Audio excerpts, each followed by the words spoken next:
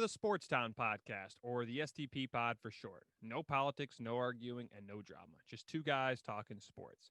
I'm your host, JJ Peters. In today's episode, we'll discuss reaction to World Series game number one, Week 6 NFL highlights, Tua time in Miami, and Pacers find their next head coach, and much more. We're first going to dive into Kyle Larson getting reinstated by NASCAR. Former Chip Ganassi race car driver Kyle Larson has been reinstated by NASCAR. He can sign with any racing team in NASCAR on January 1st, 2021.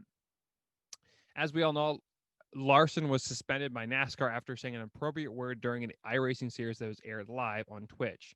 After the incident in April, Chip Ganassi racing team fired Kyle Larson. Since then, Larson has been driving in the Dirt Series and trying to get back to NASCAR. Larson went through sensitivity training and has apologized to NASCAR. After Larson wrote an apology letter, Bubba Wallace of the number 43 car was proud of him. At the moment, there are no reports on who Kyle Larson will sign with just yet. Does any team sign Larson for 2021? I think they do. Now, there have been multiple rumors that Hendrick Motorsports will sign him, and right now, that is the only seat available right now. There was reports that Stewart Haas Racing was very interested in Kyle Larson. However, they're going to replace Chase Briscoe for Clint Boyer. So that's another one that I thought was going to happen, but it seems like it's not going to happen now. According to multiple sources, however, Chevy doesn't want anything to do with Kyle Larson. However, some of those rumors are rumored to be incorrect. According to a source that said that Chevrolet is opening to having Kyle Larson join the Hendrick Motorsports team. As we all know, Jimmy Johnson is retiring this year, and Alex Bowman will be replacing Jimmy Johnson in the number 48 car. So if Kyle Larson were to sign with Hendrick Motorsports, he would replace him in the 88 car. Now, we also know that Eric Amarola for Stewart Haas Racing re-signed him. And, of course, Chip Ganassi's not going to bring him back on the team. So I think right now it's probably going to be Hendrick Motorsports, but we'll see when it comes January and February. Can he return to form in 2021? I believe he will. If he does get signed, which I think he does, he will probably struggle early in the season. But once he gets back in the groove, he will be back to his regular form. In his career, the former number 42 car has 6 Cup races and has 12 wins in the Xfinity and Truck Series. I believe Larson will struggle a little bit at first, but I think as I said, I think he'll struggle at first, but then he'll find his groove and might even win a few races next season. But we're still months again away from the offseason. It's going to be very interesting when Larson does sign with the team and starts racing in NASCAR once again. Let's get a preview of the NBA free agency. Now, it's hard to realize that the NBA free agency started on October 18th, which was Sunday. And of course, as you know, an NBA free agency is a crazy time where a bunch of star players jump teams. But this year, there's not as many. And Anthony Davis is really the only name that a lot of people know much about. He's clearly the best free agent in somewhat of an awful 2020 free agency class. According to multiple rumors, he will likely opt out of his contract with the Lakers and sign the max with them. Some other guys you might need to keep an eye on is Fred VanVleet of the Raptors. He could get a nice payday with Toronto or another team. If he wants to be just the main point guard, then I think he could. Of course, the Knicks and Nets are really looking into Fred VanVleet. Or not the Nets, just the Knicks. I think there's a few other teams that include, I believe not the Wizards. There's a few other teams besides the Knicks that are looking into him. I just can't think of the team right now. Joe Harris of Brooklyn is solid. Reigning Sixth Man of the Year Montrezl Harrell, and Thunder forward Danilo Gallinari will get likely a nice contract before next season starts. So, and then we can't forget the sharpshooting sixth man Davis Bertans could also be looking for a nice contract this season. My thoughts, again, it's crazy to think that free agency in the NBA started on Sunday and really no one's talked about it. I know the free agency class, again, isn't big this year, but I feel like a lot of people have kind of forgotten about the NBA season because it feels like it was done months ago, but really in reality, it was only a week and a half ago. But we'll see what happens. I think it's going to be entertaining to see when we start getting alerts on our phones and our computers and stuff like that when players sign with different teams, they'll kind of be shocked. You could also see guys like Giannis Antetokounmpo. He might get traded, and we'll see what the Bucks want to do right now with helping Giannis. Do they trade Chris Middleton for a guy like Damian Lillard? Do they try to pair him? It's just going to be interesting to see what happens. And then, of course, the last question is again is Anthony Davis going to remain a Laker? I think so. Most everybody believes Anthony Davis will be in LA next season. According to multiple reports, Anthony Davis will opt out of his contract and sign the max with LA this season. Of course, as we all know, Davis was instrumental in helping the Lakers win their 17th title. A lot of analysts thought Davis should have won the Finals MVP. I'm not an analyst, but I thought Davis should have won it. However, James ended up winning his fourth Bill Russell's Finals MVP. Davis was traded to the Lakers, of course, as we all know, last June from New Orleans. AD is a top 5 player in the league right now and probably might be I don't think he's better than Giannis, but I definitely think he's in that same platform. Again, he's top 5. Kawhi, LeBron, Giannis, the top 3 players, but I think Davis is somewhere in that 4 to 5 range.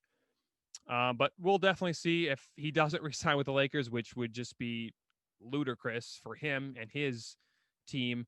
The Bulls could maybe make a run at him. Knicks, of course, the Knicks, I think, are looking for him, just anybody to play with their team right now because how bad that situation is and how bad the franchise is.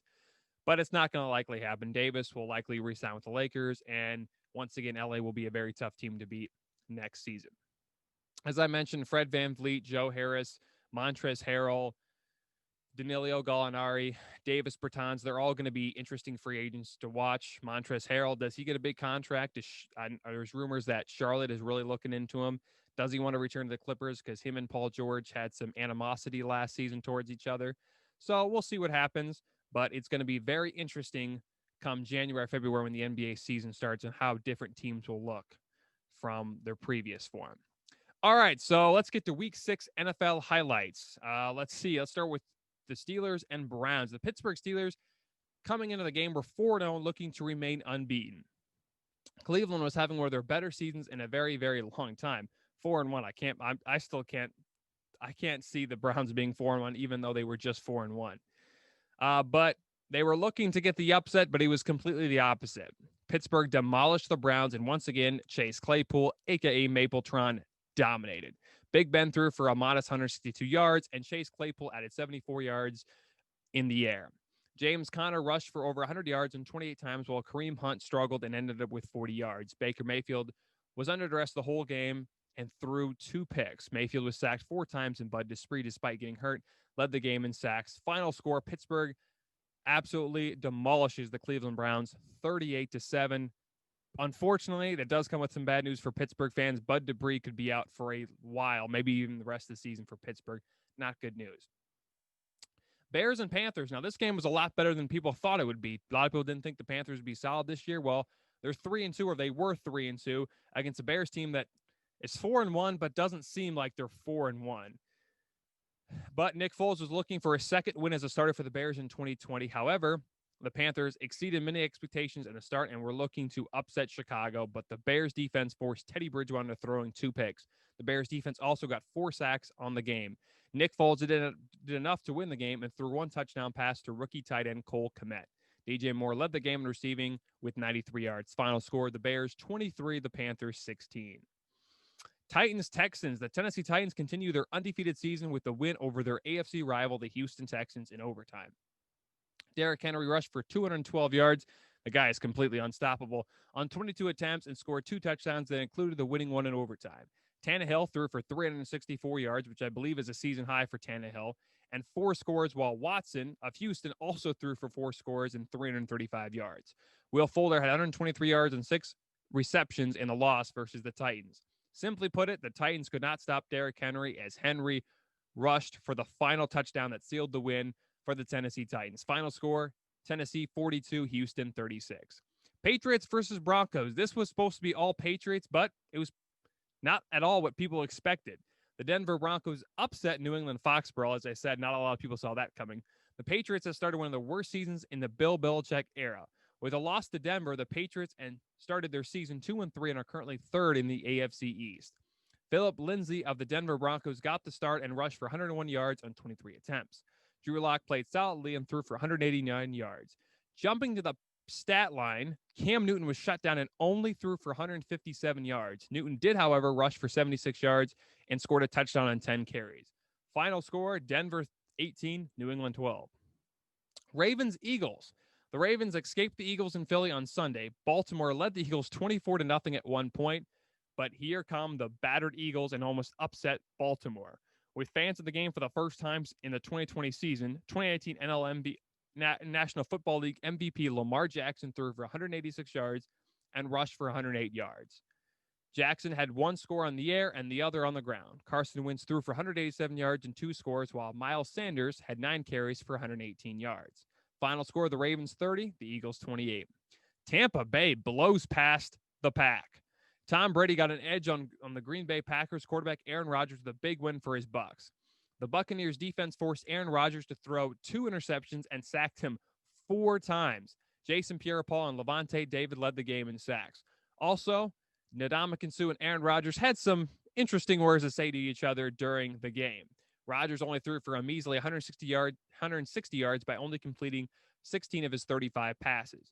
Brady, on the other hand, threw for 166 yards and headed to score on the day. Ronald Jones carried the rock for 113 yards, while Green Bay running back Jamal Williams only had 34 yards. Gronk had his first touchdown with Tampa Bay since 2018 and had 78 yards in receiving, and Devontae Adams led the Packers with 61 yards through the air. Final score, Tampa Bay 38, Green Bay 10. 49ers hold on to beat the Rams. Jimmy G, bounced back from a terrible game last week. Garoppolo threw for 268 yards and 3 touchdowns on the day. Raheem Mostert had 65 yards and 17 attempts, and Jared Goff threw for 188 yards. Darrell Henderson at 88 yards on the ground, and Tyler Higbee had 56 yards receiving. Aaron Donald had no sacks in the game versus San Francisco. Final score, 49ers 20, the Rams 16. The Kansas City Chiefs muscle past the Bills. Patrick Mahomes and the Kansas City Chiefs rebound from a tough loss against the Raiders last week with the win over Buffalo. Mahomes had 2 touchdowns. Clyde Edwards-Helaire had 161 yards on the ground, and Demarcus Robinson led the way in receiving at 69 yards. Josh Allen didn't play great, but threw for 2 scores. He also led the team in rushing at 42 yards. And Stephon Diggs finished the game with 46 yards and 1 TD. The Bills aren't ready for prime time just yet. However, the Bills still lead the Dolphins in the AFC East by 1 game. Final score, the Chiefs 26, the Bills 17. Arizona flies all over the Cowboys defense. The Arizona Cardinals look like the real deal versus the struggling Dallas Cowboys defense. The Cards completely destroyed the Cowboys on Monday night. Kyler Murray threw for 188 yards, and Kenyon Drake rushed for 164 yards, and Christian Kirk had 2 touchdowns on 2 receptions. Andy Dalton threw a pick, but did throw for 266 yards. Turnovers were a massive problem for Zeke. He had 2 in the first half and only rushed for 50 yards. Amari Cooper finished the game with 7 receptions for 79 yards and 1 touchdown. Final score, the Cardinals 38, the Cowboys 10. Now we're going to talk about Joey Logano stealing a win at Kansas Speedway. Logano edged out Kevin Harvick for the Hollywood Casino 400. Logano of the number 22 car steered in victory lane at Kansas Speedway on Sunday. The 2018 NASCAR Cup champion is looking for a second title in 3 years. There is a good chance that Logano could capture the Cup in the bizarre 2020 season. The rest of the top 5 are Kevin Harvick, Alex Bowman, Brad Keselowski, and Kyle Busch. My first thoughts were, I really thought Kevin Harvick would steal into victory lane after having at Kansas Speedway last Sunday. Joey Logano came out of nowhere, though, to steal a spot in the shootout at Phoenix in early November, which is in 2 weeks. Logano is clearly not having the season he had in 2018, but he still has a chance to win the NASCAR Cup. With the win last week at Kansas Speedway, it is his 3rd win this season. It's crazy to think that Kevin Harvick and Denny Hamlin have dominated the season, but Joey Logano still has a chance to win. Amazing. What happened to Kevin Harvick? To be honest, I'm not sure. After the race was over, Kevin Harvick stated that Joey Logano is a good blocker. Logano passed Harvick in the final 50 laps of the race, but even with Harvick not being able to win at Kansas, he still has a very good chance to win the Cup this season. It's also interesting to point out that Harvick hasn't won since Bristol on September 16th. Although it's going to be hard for anybody to beat Harvick for the championship this season. Can Chase Elliott stay alive in the playoff race? It's amazing what can happen in just a matter of 1 week in NASCAR. Chase Elliott was in a very good position to make it the championship 4. However, with Logano winning, he is now finding himself in 5th place and might just miss out on the championship 4. As we all know, Elliott had a problem with his radio, which caused him to finish out of the top 5. As of now, I don't think Elliott will make it to the championship. Next week, NASCAR heads to Texas Motor Speedway for the Texas 500, and we'll find out who joins Joey Logano for the championship four. It's Tua time in Miami. The Miami Dolphins have officially named rookie quarterback Tua Tagovailoa the starting quarterback for Week 8 contest versus the Rams on November 8th. Despite the Dolphins being 3-3 and Ryan Fitzpatrick playing great, the Dolphins have decided to rock with the rookie quarterback. The former 5th overall pick in the 2020 draft played 5 snaps in Week 6 win versus the Jets. Excuse me, not 6. He played 5 snaps in Week 6 wins versus the Jets. It was during the fourth quarter when Tua played. Tua finished the day 2 for 2 and 9 yards. The Alabama product is super excited and has stated that Ryan Fitzpatrick has been a tremendous role model for him. According to Tua, Fitzpatrick will tell him what happened after every drive despite it being good or bad. The Dolphins have a bye this week. My first thoughts are it's a little bizarre to start a rookie when your veteran quarterback's playing so well. The Dolphins are 3-3 and only one game out from first in the AFC East. I understand that Tua is your future and he's healthy, but I would keep rocking with the hot hand in Fitzpatrick. And plus, I thought the Dolphins were going to redshirt Tagovailoa this season. The Dolphins do have a bye this week, and I guess that is what the plan was when the season started. Tagovailoa will have a very tough game in his debut as starting quarterback in the National Football League. Is Miami making the right choice? In my opinion, they are not. I do think Tagovailoa will be very successful, but I think they need to redshirt him, not play him this season. He's too valuable to get hurt again. Plus, playing against the Rams in his debut is not at all a smart decision. Tagovailoa will have to compete against the best defensive player in the league, and I think that could rattle the former Alabama product. Tua did look good against the Jets during the late stages of the fourth quarter during their blowout win. I still think that this is too early for the rookie, and I'm not sure it will end very well for either side. You also have to ask yourself, do the Dolphins really want to succeed this season? Does Tua succeed? I think he will do well in the future, but not this season. The Dolphins are only one game back of the Bills for first in the AFC East. It does kind of remind me of what the New York Giants did with Eli Manning back in 2004. The Giants had a 500 record and gave Eli Manning the keys. Manning struggled early, but eventually found success and won 2 Super Bowls with the Giants. So I could see Miami struggling at first with Tagovailoa, but then succeeding in the future. Not sure the Dolphins can win a Super Bowl, but they could do something similar to that. The Pacers have found their next head coach. Some big news in the world of basketball. The Indiana Pacers have shocked many by hiring Raptors assistant Nate Bjorkgren. Bjorkgren was the assistant with the Raptors in 2018 to 2020 and helped lead Toronto to their first NBA championship. Bjorkgren also spent time with the Suns as an assistant from 2015 to 2017. From 2011 to 2015, Bjorkgren was a coach in the G League. His all-time record was 126-74 in the G League. He was an assistant under Nick Nurse when the Iowa Energy won the G League championship back in 2011. According to CBS Sports basketball analyst Avery Johnson, Kyle Lowry helped make the decision that Bjorkgren was the guy to coach the Indiana Pacers. This is a very interesting hire, to say the least. I really didn't know much about Bjorkgren, or probably most Raptors fans. Or not most Raptors fans. Most Pacers fans probably didn't know about him, and I don't even know if much Raptors fans, to be honest, knew much about Bjorkgren. He's definitely had a storied career as a coach in the NBA. From his coaching in the G League to being an assistant to a few teams in the league, I also did not realize that Lowry and Bjorkgren had a great relationship. According to players that have played under him, that he is very upbeat, encouraging all the time. A team needs that when they have lost in the first round for 5 straight seasons. Was it a good hire by the Pacers? I think they could have done better. I think Bjorkgren will succeed, but the question is what happens in the postseason. I do think they could have got a better name like a Mike D'Antoni or even an Alvin Gentry or a Brent Brown or even a college coach like a Bill Self maybe. But it's going to be interesting to see what happens. The Pacers are usually good, as I said, in the regular season, but they always seem to struggle in that first round in the playoffs. So Bjorkgren will need to be able to have Indiana take the next step in order for them to compete for a championship. How will Nate Bjorkgren do as a head coach in the NBA? It's really hard to say right now. I think he will be successful in the regular season, just like all the other coaches in Indiana, but I just don't know at this current time if he will succeed. I think it's too early to decide. The offseason has started, so we'll have to see what they do in the winter before the season starts. The Pacers still don't know if they're going to trade Victor Oladipo. Is Miles Turner going to take that next step as a big man? Is TJ Warren as good as he was in the bubble? All those questions they have to ask and more before the season tips off in January. Last but not least, the LA Dodgers dominate the Tampa Bay Rays in Game 1. Game 1 of the 2020 World Series happened at Global Life Park in Arlington, Texas. Last night. It was just the second time in MLB history that the World Series was played at a neutral site, similar to how the Super Bowl is played every year. The Super Bowl usually is played every year in a neutral site, so it kind of felt like that a little bit. The two best teams in baseball squared off as the LA Dodgers took on the Tampa Bay Rays. The highlight of the game are coming up right now.